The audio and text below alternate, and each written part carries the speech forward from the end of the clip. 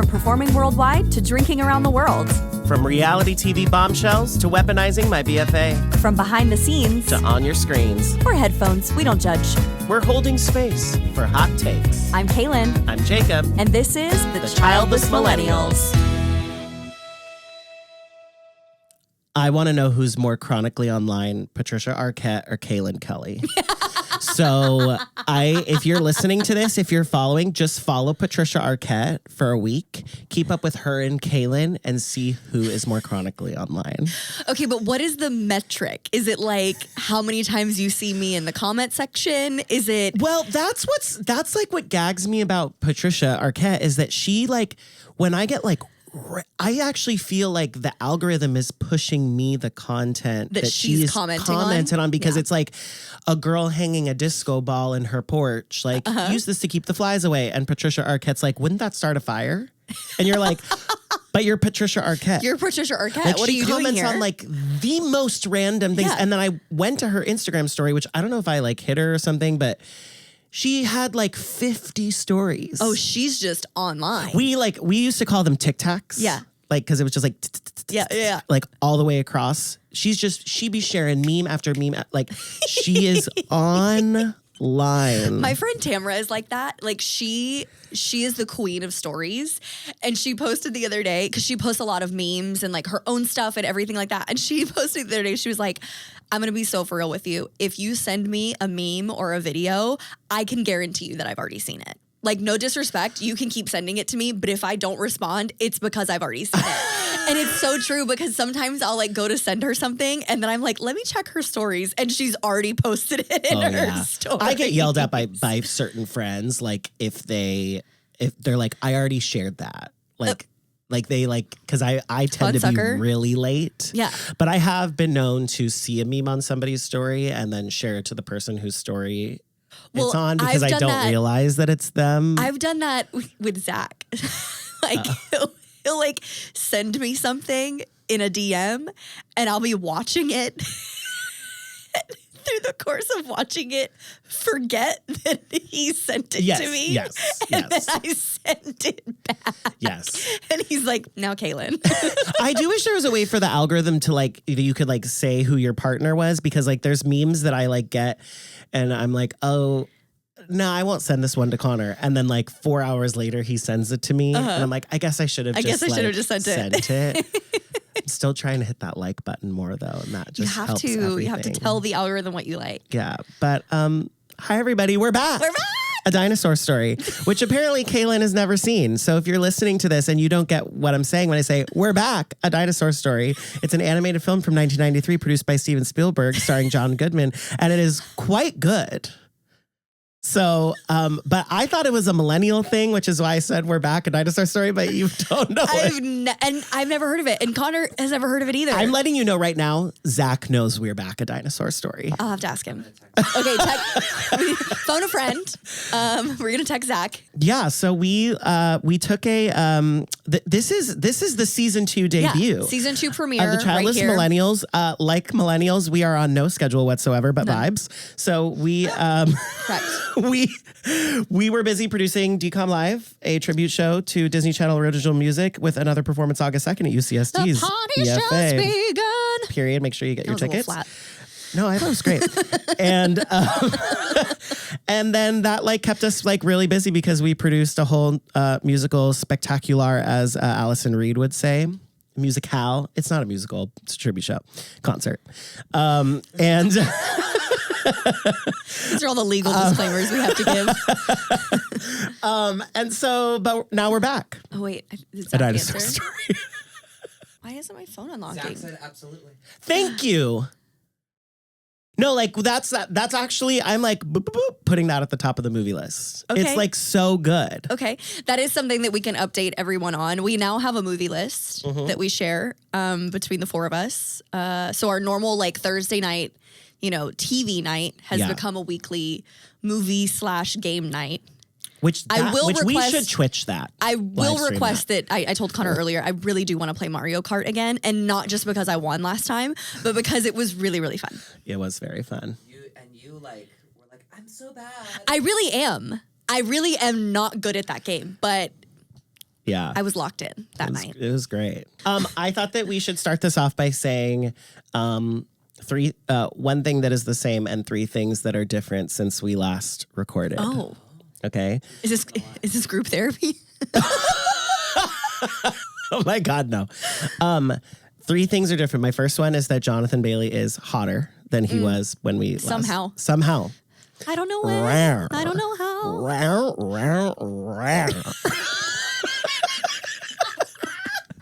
I want a live action. We're back at Dinosaur Story with Jonathan Bailey. Starring Jonathan Bailey with his slutty little glasses. That's like my new favorite video of all time. I watch it on the daily.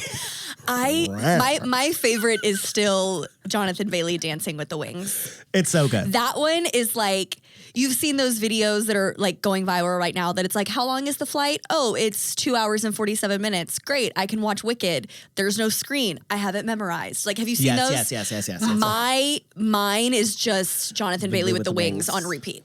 I have it memorized. Okay, that's my first thing that's different. What else is different? We produced our show, which we can talk about, but it's really incredible and amazing and so fun. And we're doing it again. And then again. And then again. Probably again and again and again. And third, I am wearing, I'll stand up, but if you're listening, you can't hear. I am wearing Gen Z jeans. So they are not skinny cut. They are baggy. I still have the tag on because the jury's out. He's not convinced. I'm really trying to make it work. I think they look great. I think put some shoes on. Maybe a little sweater, a little layer. Just never want to look like I'm trying. It doesn't look like you're trying. Yeah. Isn't that the point? It's effortless. Yeah. No, and that's why I feel like I don't look effortless. I feel like I'm trying to look Effortless. trendy. Yeah. It's like a hat on a hat. A little bit. And something that's the same. Oreo's still the best dog in the world. That's what I was gonna say. I was literally gonna say Oreo's still the cutest. That just came to me like a stroke of lightning. My sweet Like a bolt of lightning. baby Oreo. Anyway, three different things. Okay, you're putting me on the spot. You had time to prep for this. I did not. Okay. I actually did it. The only one I had, and I couldn't decide if I was going to put Jonathan Bailey in the same or the different. Okay. I was going to say he's still hot, but then I was like, no, he's somehow hotter. Okay, 3 things that are different. 1, I am now addicted to Love Island. Oh, yeah, that was actually what I was going to say too. I had never seen Love Island as of our last episode. I had really kind of never even heard of it. Like, I had heard of it in, it was like around, but I never really paid attention to it. And now I'm addicted to it. Obsessed. You're like addicted. Yeah. I'm specifically addicted to Nick and Alandria. Yeah. Brain rot. So, Can't side stop thinking tangent, about my it. best friend Ben from college, we lived together in New York. He was on a cruise ship contract with a girl, and when she left the cruise ship, she was on Love Island UK. That's cool. I know, but he never watched it. But Yeah. he said she was super chaotic. She was sleeping with somebody on the ship when her boyfriend visited. He said she was like perfect Hilarious. Love Island Yeah. material. I did a wedding last year, and I remember people in the band talking about how like these 2 guests at the wedding were from Love Island. And I had never seen the show, and I was like, okay, cool. Like, good for them. They're very pretty. Like, I had no concept of it or anything. Yeah. And now, if I were to do a wedding and 2 people from this season of Love Island were there, lights out. Yeah. It'd be crazy. I didn't know that everybody was like in on the joke of Love Island. What do you mean? Like his things of like Olandria's wearing earrings that she found from her Fruit Loops. And then that it's like, it is kind of like supposed to be like campy and dumb and like not serious. Yes. I'm sure there are people that take it very seriously. They're probably Gen Z. Every time I say Gen Z, I'm just gonna whisper. Gen Z. But it's like not serious. No, it's supposed to be. We can talk about this. Yeah. We'll talk about this later. Okay. Let me do my 2 other new things. What else is new? There's just something that's different. Something that's different. How have you been changed for good in the last? I haven't changed. Oh my God, this is so hard. Did I not have this last time? That's not new. This one is my newest one. Oh no, I actually do have another tattoo that I got a couple weeks ago. I was like, that was you. I got this one at the goth girl summer party that I went to. My little 444. Oh, she's fresh. Yeah, she's fresh. I What got is that like 2 weeks 444? ago. So 4 is my life path number. I don't know what mine is. Yeah. Oh, it's easy. When's your birthday? September 21st, What year? 1991. Okay. 1991, that's 20. So that's a 2. And my birthday's the 21st. So September 21st. So that's 9. 10, that's 30. So that's 3 plus 2. I think yours is 5. You're You're supposed to add up all the digits of your birthday. So 9, 10, 11, 12, 13, 22, 31, 32. Yeah, 5. I just went on such a journey because I was like, oh my God, 20. Oh, and 21. Oh yeah, 30. Oh, and add a 3. And I was like, clip 33. And then you said my lucky number was 5. And I was like, I'm not interested in it.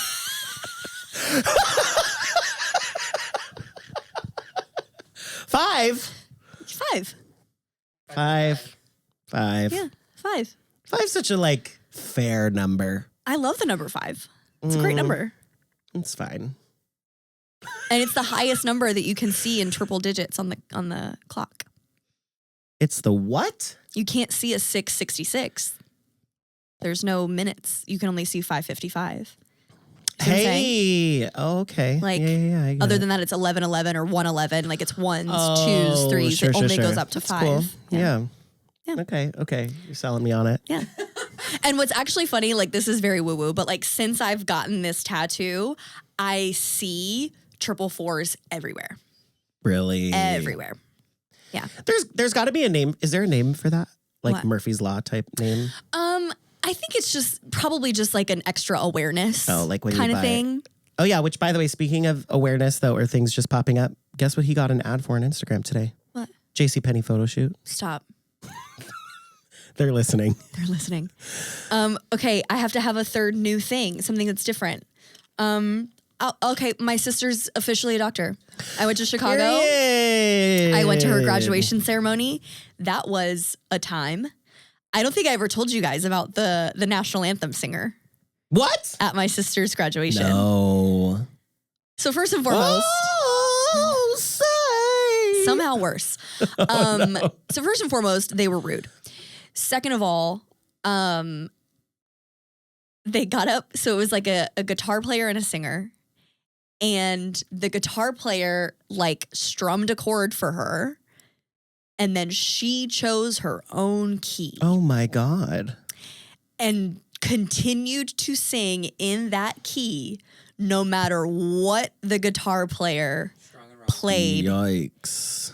And so I was sitting there like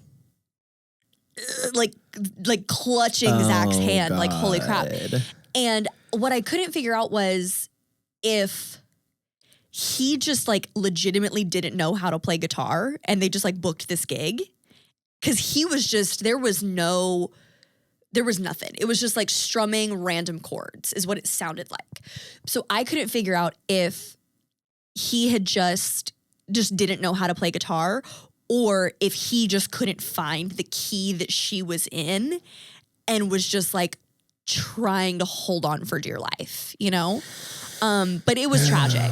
It was Yikes. truly, truly tragic. And none of the rest, like Zach and I obviously were like, oh, it was like, you know, nails on a chalkboard. None of the rest of our family is musical in any way. But when it ended, they all looked at me and Zach and we were like, yeah, we'll talk about this later. Oh my Yeah. But anyway, congrats to my sister. She's the best. She's a doctor and she is now in her residency program at the University of Florida at a very prestigious Love it. psychiatry program. Incredible. That's something that's different. We went to Epcot since we last were. Oh my gosh, we did go Yeah. to Epcot together. Yeah. That was Had really fun. The perfect amount of drinks, by the way. Yeah, I had a lot, many. Yeah, but like not like where it's like ugly and bad, but where No. you're like, no, that was great. No, like it was awesome. Mm-hmm. That was chocolate awesome. gelato with vodka at the end of the night was like, What I find hilarious about that is I was like, where did we get that espresso martini from? And yeah. we're like, That was not an espresso martini. If that gives you, there's two things that indicate how drunk I was that night. One is that text. The other is my friends that I was staying with in Orlando. I was like around the corner in the Uber and I was like, all right, y'all, I'm here. I'm coming in hot. That's what I texted them at like 1 a.m. My God. And they were all waiting for me in the living room. They were like, you good, bestie? I was like, yeah. I'm screaming. It was very funny. Something that is the same. Oreo is just the cutest ever. The cutest ever.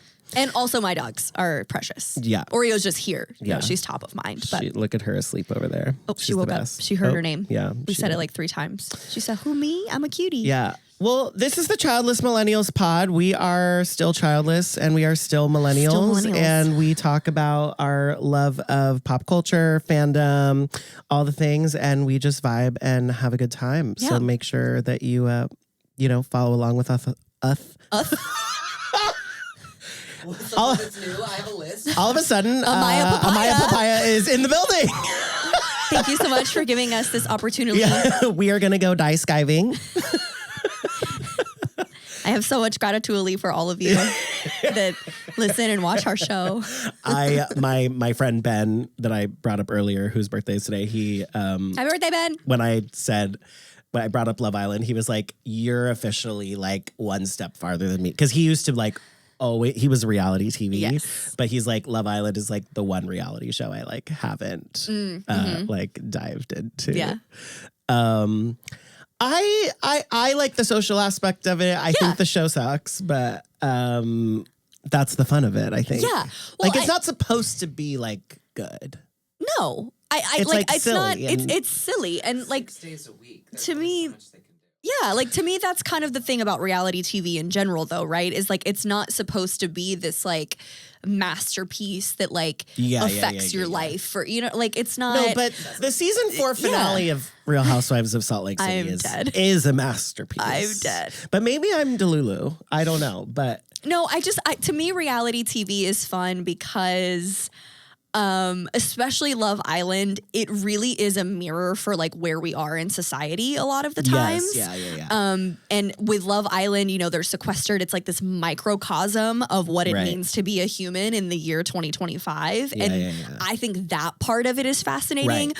The show itself, what I love most about it is exactly what you said. It's like it's fandom, which is like how we started this podcast, right? Which is just like being a fan of something, having that community of people that you can talk to that also love something that you love. That's the most fun part about Love Island to me. Is like every day when I watch an episode, I immediately go on Threads because like the best Love Island community is on Threads, and I'm just like liking and reposting, and like that part of it is so much fun. It just like being in a community with people that are all, and because it is 6 days a week, it's like, it's full throttle all the time. It's not like a Star Wars or a Marvel where it's like, okay, well, we get one movie maybe every year, every 2 years or 3 years. It's like, no, like we all get to do this together for 6 weeks, and that's really fun. Yeah. Did I tell you my friend posted a photo of her with Jeremiah in Trader Joe's? Here in LA? In San Diego. That's crazy. I'm just like on my stories, and I was like, what? And then I was like, are you watching Love Island? Yeah. Which I think she half is watching it, but she like knew who he was. And I think that speaks to like the community aspect. But I was like, wait, does Jeremiah live in San Diego? I just was like, I know a few of them live in LA. Charlie and Austin went to a Love Island watch party here in LA like earlier this week. What? Yeah. I think it was like maybe Sunday night or Monday night. That's incredible. Wait, and didn't Austin go to your high school? No, Nick went to my high school. As in Nick and Alandria? Yes. Oh, wow. So I was like scrolling TikTok. This was a few weeks ago, and a video popped up of Nick, and it was like, it was him talking. It was like an old TikTok or an old Instagram video or something of his. Couldn't tell you what was in the video because I immediately saw his jacket, and it was a Bartram Trail swimming jacket. And I was like, why is he, like, I went to Bartram Trail High School. So I was like, why is he wearing a BT swimming jacket? And so then I started looking it up, and he's from Jacksonville, Florida, and he went to my high school. That's crazy. So then I like commented on somebody's TikTok, and I was like, crazy that this is how I find out that Nick went to my high school. And the girl who posted the video, was like, oh my gosh, hi, fellow bear. Because like our mascot was the Bears. And I just immediately knew that like, because I went to her profile, she is still in high school. Oh. And my God. I was like, my dear, I graduated many moons ago, but it is so nice to meet you. I was just That's like, I need you to know that I'm 32 years old. Like literally like, see you at the football game. And I'm like, no. I immediately needed her to know, like I graduated 5 years before Nick was a freshman there. So, you know, big age disparity. Yeah, time is wild. Yeah, it was crazy. I feel like if you don't watch Love Island, I actually think that all of the racist stuff has broken through. Yeah. This like political news organization I follow, Courier, that like very much like all they post is politics, literally posted about Sierra. Yeah. And I was like, why are y'all, this is not, but maybe they want the views or whatever. Yeah.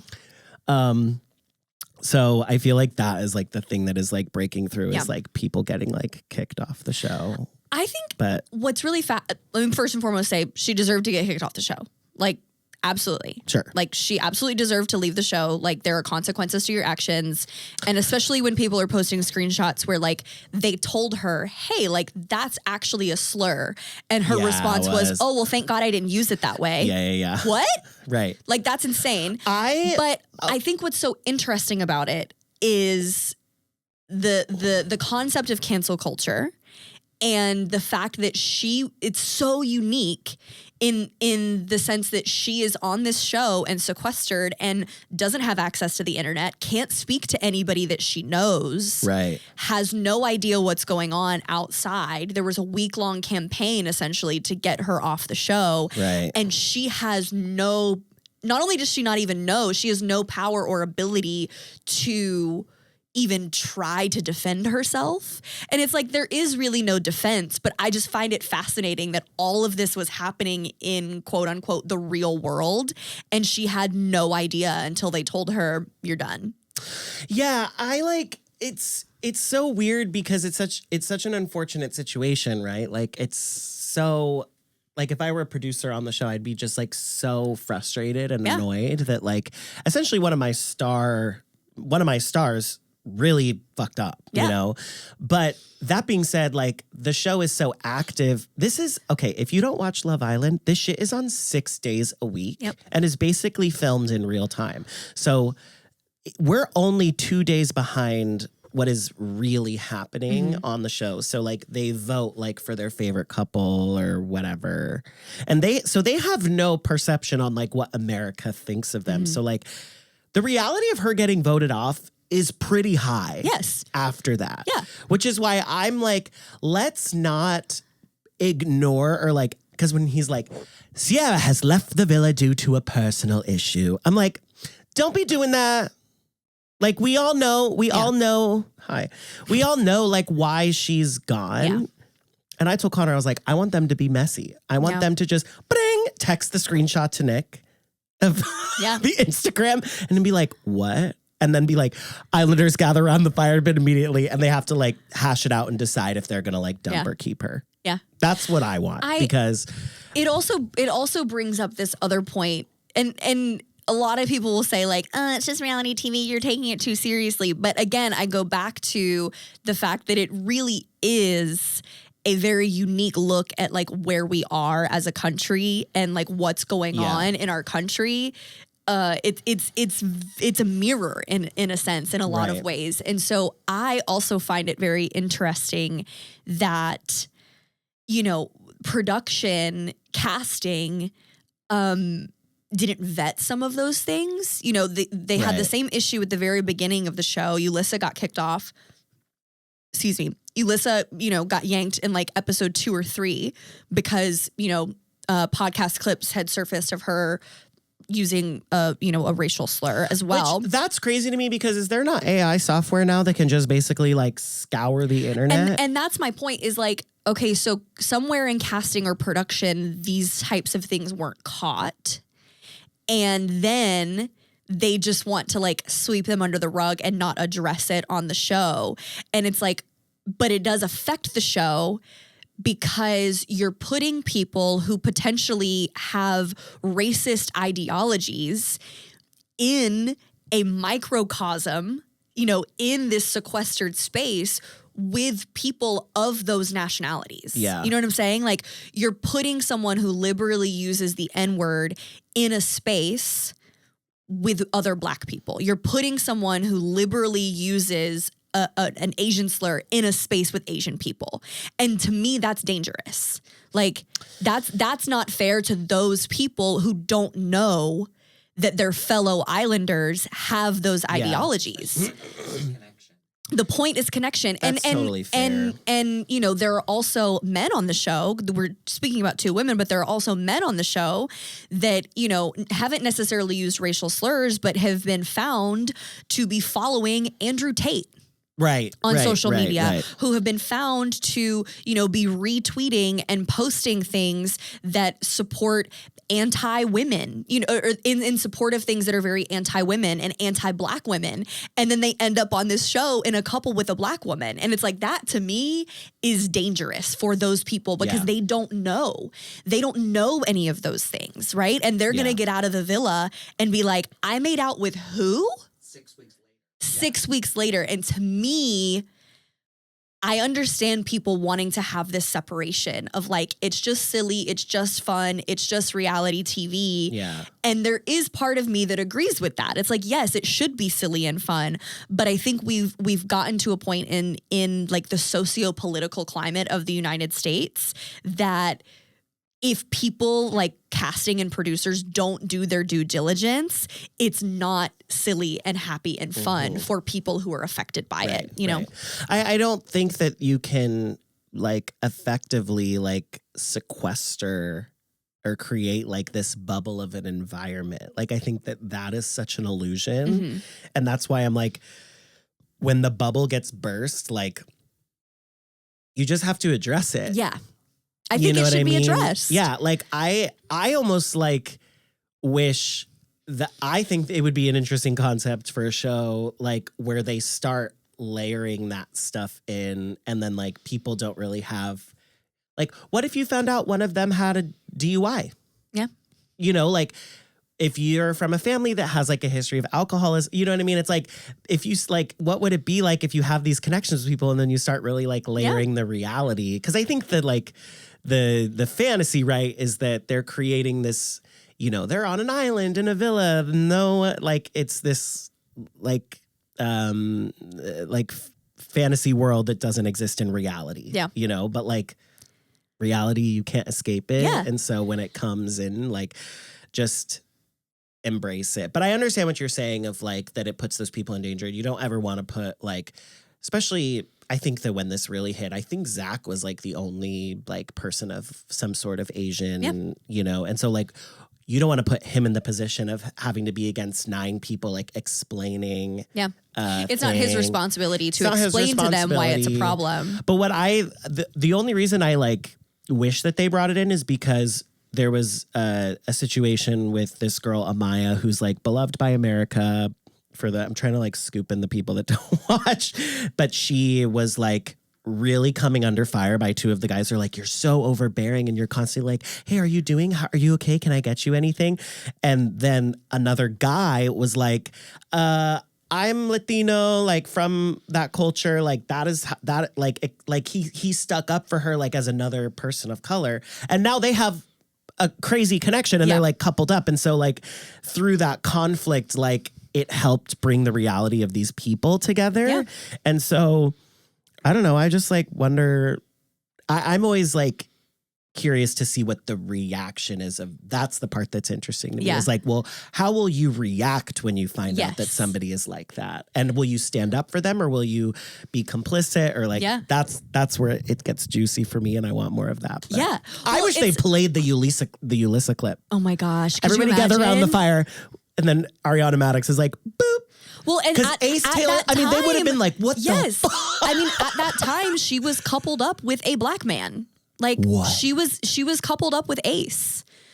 So like, oh, that's it. yes. So it's like, yeah, that's what I mean by like, it feels dangerous for marginalized people who don't know that they could be intimate with someone who has like racist ideologies. You know what I mean? I don't know. And that, again, that's like bringing the real world and like real socio-political issues that we're having right now into something that is supposed to be fun and silly. But I think you, to your point, like I think you kind of can't avoid it. And I wonder if there is a world in which in the future Love Island doesn't shy away from it as much as, you know, they just are like, Melissa has left the villa. Like that's all the narrator said when she was gone. And that was it. And then, you know, with this situation with Sierra, it's like Sierra has left the villa due to personal reasons, and that's it. And this is the first time this has happened on the show, like where people just like get kicked off. I don't know, actually. Because I feel like it's setting a precedent now in the future that if you get kicked off, it's like, oh, like what did she do? Yeah. You know? Yeah. It's all very fascinating. And I mean, we also have to consider that maybe these conversations are happening. You know, maybe the Islanders are being made aware, Maybe and they're we're just in the not pool seeing talking it. about it. Zach was on TikTok and that they didn't tell them anything about why she was kicked off, just that she and that He didn't even say that, did he? She broke their like code or whatever. Yeah. Like their code of I conduct. thought that he basically said like, yeah, Sierra has broken the guidelines for the show that we have laid out. Which then it made me curious about like what the contract. Yeah. What is the actual verbiage of the contract that says like if we discover that you have any, you know, like offensive content that like it compromises Peacock and the company we stand for, like because it is a liability. Absolutely. For a company, you know. I just think the point of the show is to find love and establish real. Can't just be about, oh my God, he's so cute, or like he gave me a compliment. He didn't burn my pancake. Like, you have to get into the real shit. Yeah. Yeah. Which, like I said, that makes me wonder if those conversations happen and they are not filmed or they're cut. Because, I mean, we talked about it last night. There's 85 cameras in the villa that are recording nearly 24 hours a day. You know, they do have breaks, but so there's thousands of hours of footage every single day, and it gets condensed down into roughly an hour, you know, an hour's worth of television for us. So it does really make me wonder if those types of conversations are had. Do they talk about political affiliations, you know, with their partner? Yeah. Do they talk about those kinds of things and we just don't see it because, you know, Peacock or NBC or Bravo or whatever has decided that like that's not the type of TV that they want to show. Yeah. It's all very interesting to me. I think the past few episodes of the show have been what really feels like Love Island. It's more fun and more playful and seems less heavy. And I think it's because everybody is finally with the person that they're supposed to be with in the villa. It's like, yes, all of these couples make sense.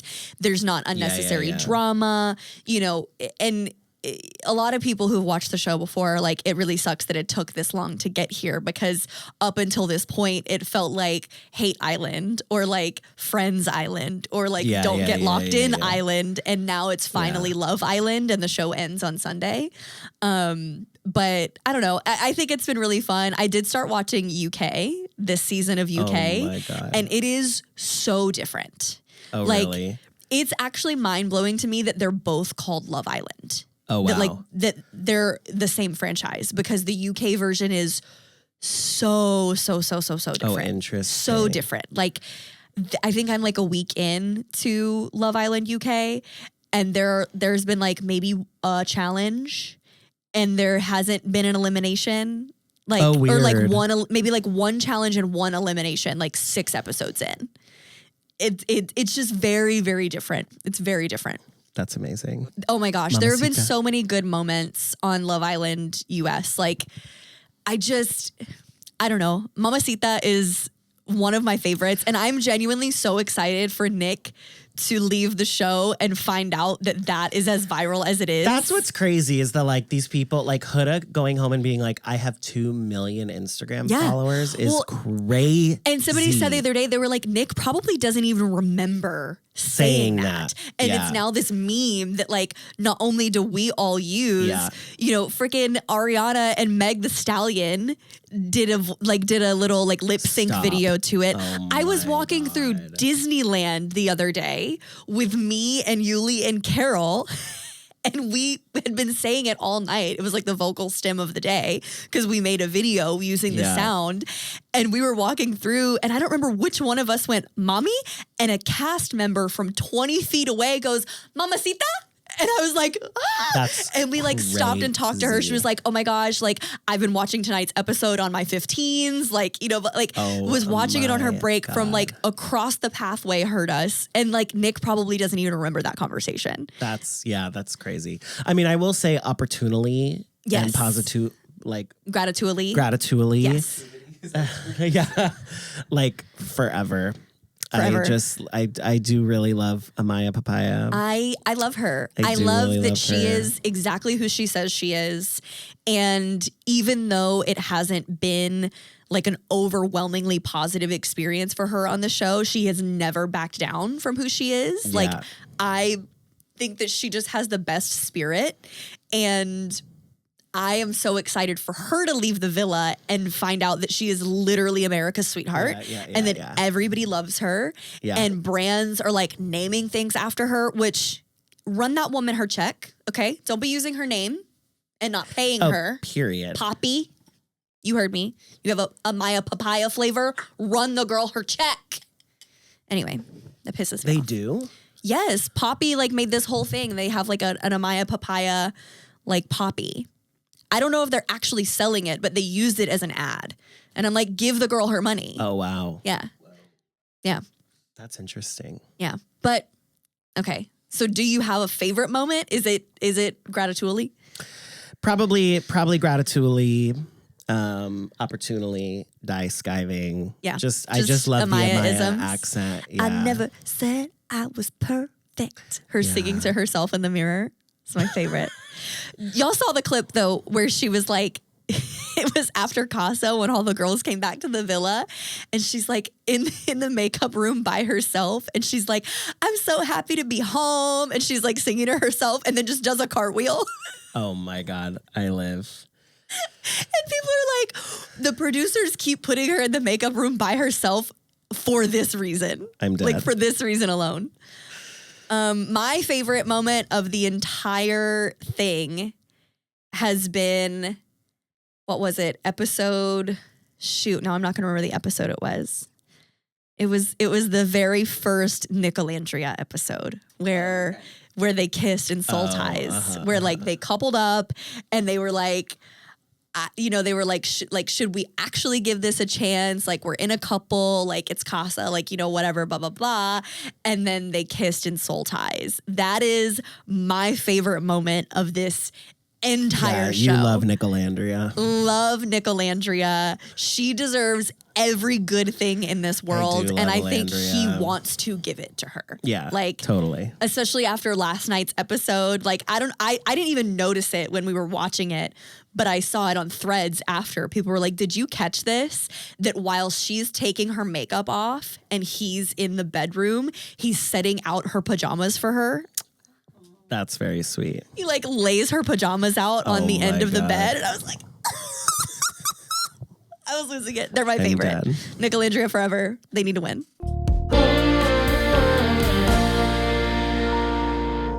We have to talk about DCOM Live for 2 seconds because the last time we talked about it, I wasn't in the show. Were you not? No. I thought our last episode, I was like, yeah, and like I'm not in it. Did we do one after that? No, yeah, I think you're right. Well, you're in the show. Yeah. So surprised I'm in the show. No, yeah. So I originally like wasn't gonna be in it, and then the performer that we asked to do it got a really exciting opportunity, and so he of course had to take it. Opportunely.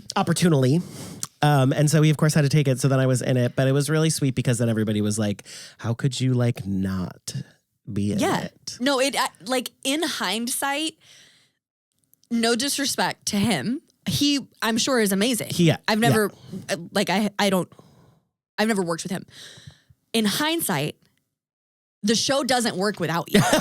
Like, it just doesn't. Thank you. It's not what it is without you. So I am very gratitude that you're in the show. Thank you. Yeah. But the show was so fun. Seriously, if you did not make it to April, you really should come to August. Like, I know that San Diego can feel like a far drive, but first of all, it's actually not that far because it's right off the 5. Yep. It's like not all the way downtown. It's like, it's fine. Yep. No, it's farther. But the thing is, okay, if we're really getting into the weeds of this, if you've driven down to San Diego and you're like, ugh, the traffic, the bad San Diego traffic starts at the exit that the theater is at. Oh. So like when I would drive to Balboa Park for the show that must not be named, Screaming. And you would like take the 5. It would take me an hour to get there from my parents when normally it would only take 20 minutes. But it was literally because traffic was so the traffic bad. starts at La Jolla Village Drive.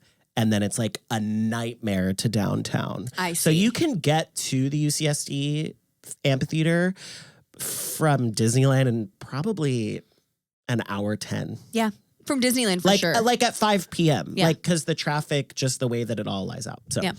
But no, the show was amazing and incredible. And honestly, what I am most proud about was that it literally had the exact reaction that we knew it would have. Yes. The audience is like an additional member of the show. Because they are the show. Because they make the whole experience. And I know that we went into it hoping that people would receive it the way we would receive it if we were watching a show like that.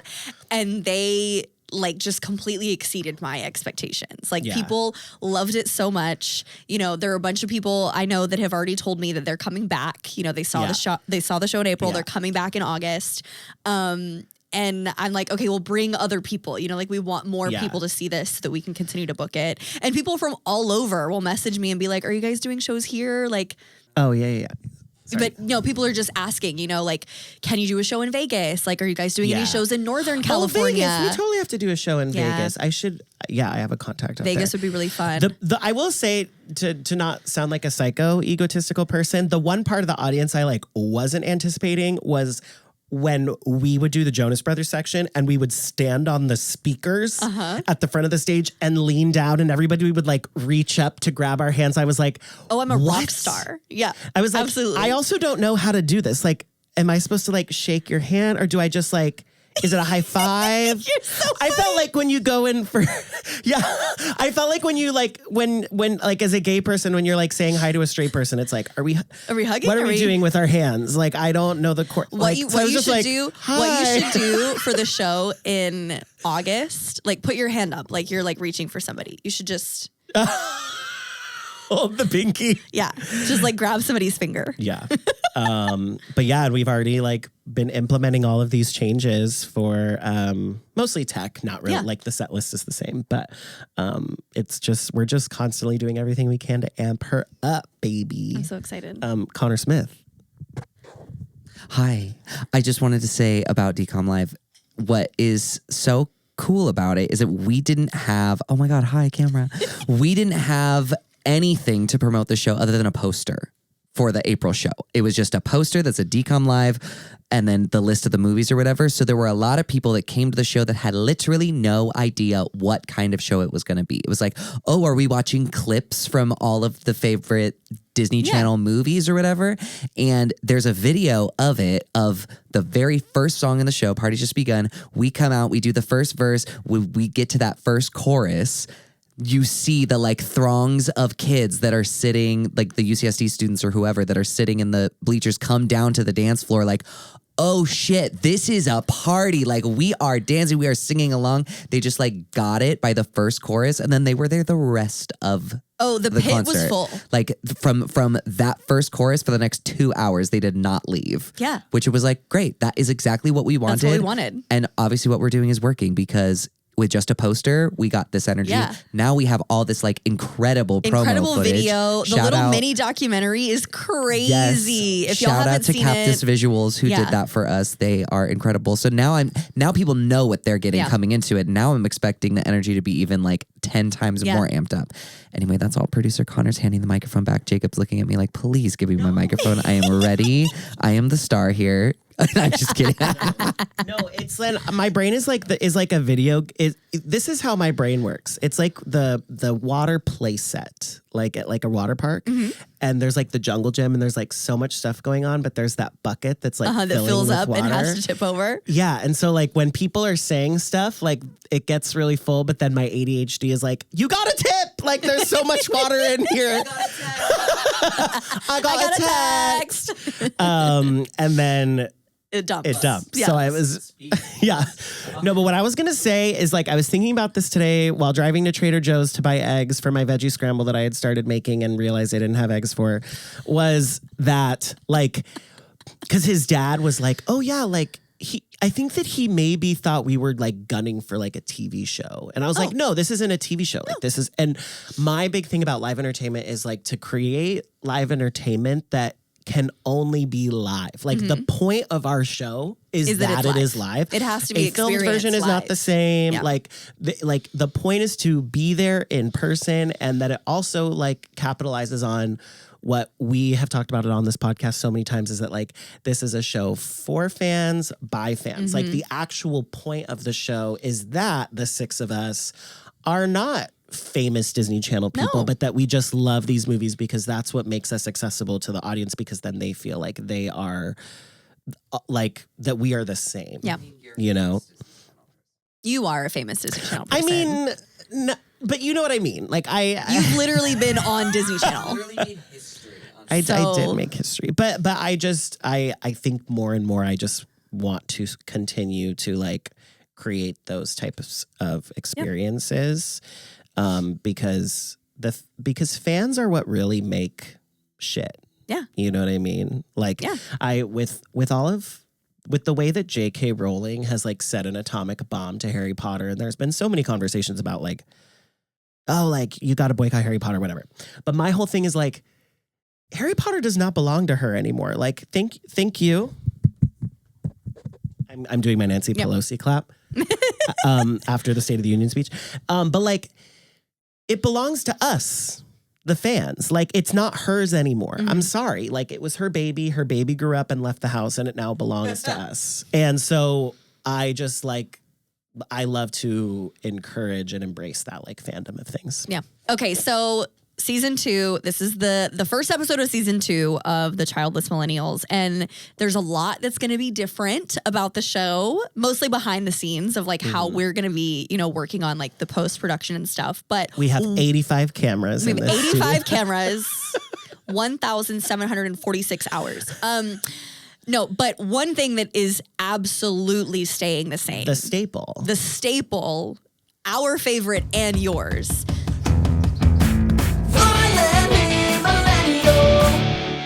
Welcome. I just looked like an idiot. Like, look at my hair. Are you kidding?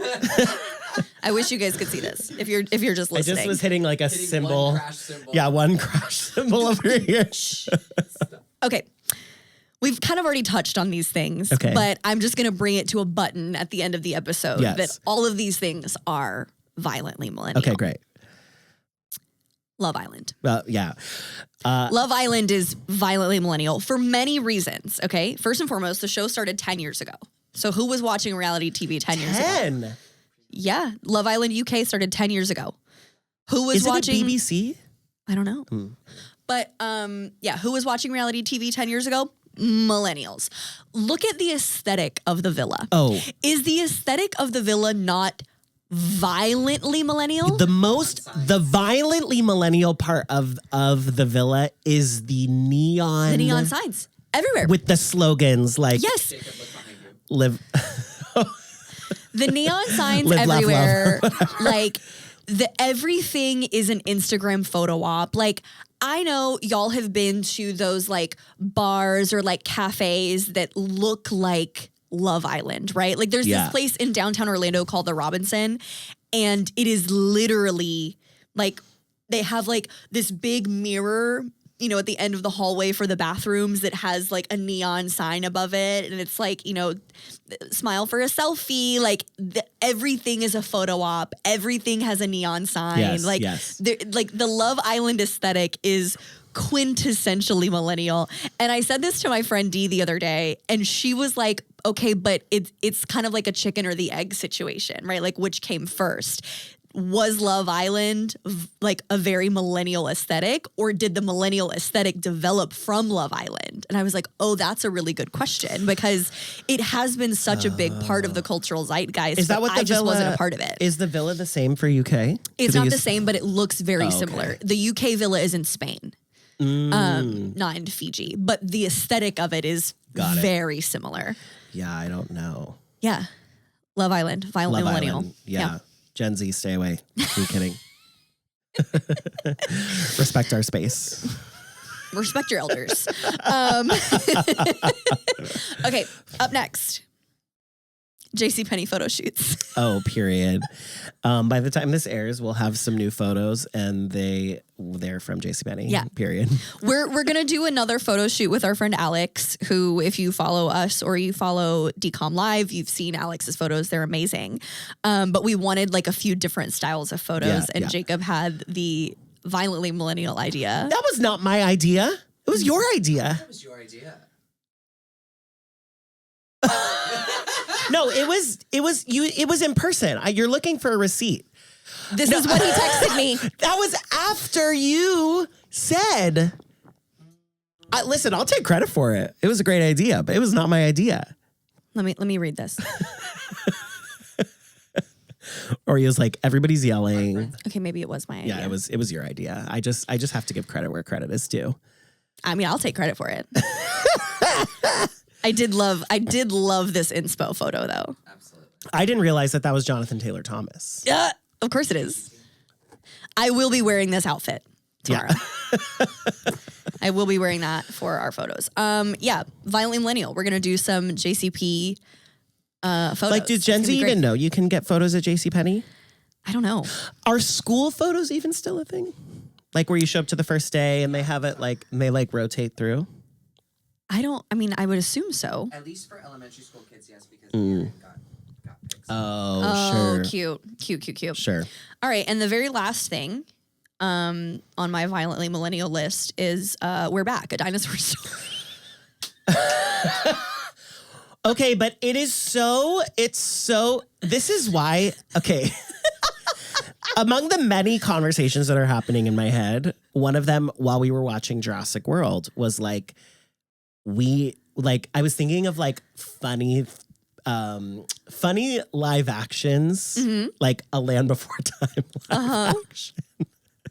And then I thought about We're Back, a Dinosaur Story. And then I was like thinking about the animation, because I also should look up the animators for We're Back, a Dinosaur Story, but some of them are like really legendary animators. And so like all of the dinosaurs have so much character in their faces. And then I was going in this whole podcast in my brain about like a live action We're Back, a Dinosaur Story wouldn't work, because like you would take away all the like characterness of like the characters, because it's like the live action Lion King, when they like didn't animate the lions' faces the same way that they did in the animated version. And we'll have to pick this up on another podcast, because How to Train Your Dragon Live changed my life. It was so good. And then we watched Snow White, and well, okay, look. My friend Katie listens to the pod. She worked on it. She really liked it. I did not think it was bad. I just the parts of the movie that were the best parts were the parts that were the most live. So any time we went into like some CGI or an auto-tuned vocal Gal Gadot, that's when the movie like really like suffered. Yeah. And I think that's what How to Train Your Dragon was, why it was so good for me, is because like Gerard thank you.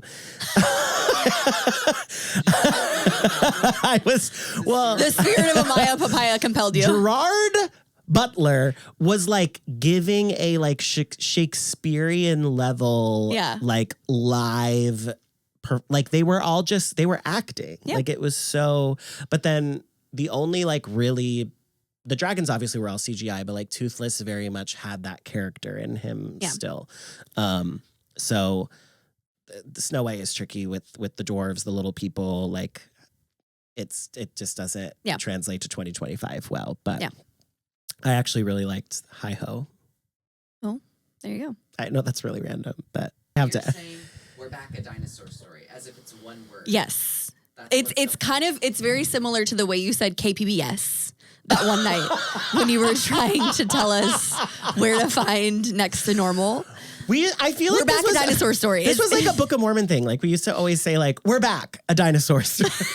But I don't know who started that. No, that's a better way to say it. You're saying we're back a dinosaur. I had a vision almost like a prophecy.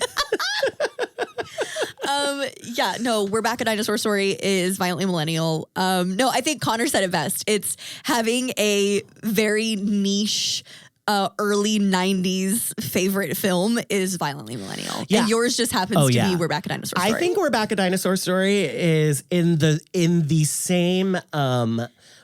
same folder as like The Brave Little Toaster. I loved Brave Little Toaster. And what's the robot one? The Steven Spielberg robot one. Iron Giant? Iron Giant. Yes. Iron Giant. But this was, I think We're Back a Dinosaur Story. I know I'm always going to say it like that. I think it was like Universal's attempt at like, oh shit, Disney animation is like exploding. Like we gotta like get on the bandwagon. Get an animation thing. Yeah, that makes sense. But it's so good. It's so good. I love it. Anyway, that's our show. That's our show. Make sure to follow us on all of the socials. We're going to be really trying to churn out a lot of content. Yeah. Please engage with us. We love that. We love a conversation and a moment. Yeah. As everybody knows, like there's really not, money in podcasting the way that we do it. So the best thing that you can do to help out the show is to share. Yeah. Share the show, share clips whenever we post them on socials. That's like the best thing that you can do to help us. And come to DCOM Live August 2nd and go to the DCOM Live Instagram account and make sure you're following it, unlike me, who was not following it as of 2 weeks ago. So Criminal. Yes. Yeah. We're still going to be doing the show bi-weekly. So every other week. We are not going to be doing it on Tuesdays, though, anymore. We're going to be doing it on Fridays. I think we're going to do a TGIF moment. We're going to do TGIF, and our goal is to decrease the amount of time between when we've recorded and when we're posting so that when we're talking about things that are super topical or super timely, there's not as much of a delay between what we're talking about and when you get to hear it. You might say we're on the Love Island schedule. So if you're listening to the podcast, it was from 2 days ago prior. Yep. So you may want to, if you're not in the West Coast time zone, put the world clock of Los Angeles in your phone the way that Kalen put the world clock for Fiji in her phone so that she knew. So that she would know when they were gathered around the fire pit eliminating people on the when we're voting, the reason the voting window is so short is because we're voting and literally a few hours later, they're sending somebody home based on those votes. So yes, I did add the Fiji time zone to my world clock so that when I vote, I know, great, in 3 hours, Taylor and Clark are going home. It was the way yesterday that like, because voting had ended, we were like, oh, we can't vote. And then you were like, that's because it's literally 7 o'clock right now in Fiji. It's 7 p.m. tomorrow in Fiji. They're literally Somebody's eliminating going somebody like right now. Yeah, brain rot. Love Island. What am I going to do on Monday when Love Island is over? What is going to consume my time? Stick around, find out. Yeah, stick around, find out. Socials, Love Island, DCOM Live, and we're back. A Dinosaur Story. Love you. Bye. The Childless Millennials is a podcast hosted by Jacob Heron and Kalen Kelly. The show is produced by Connor Warren Smith with music by Connor Warren Smith.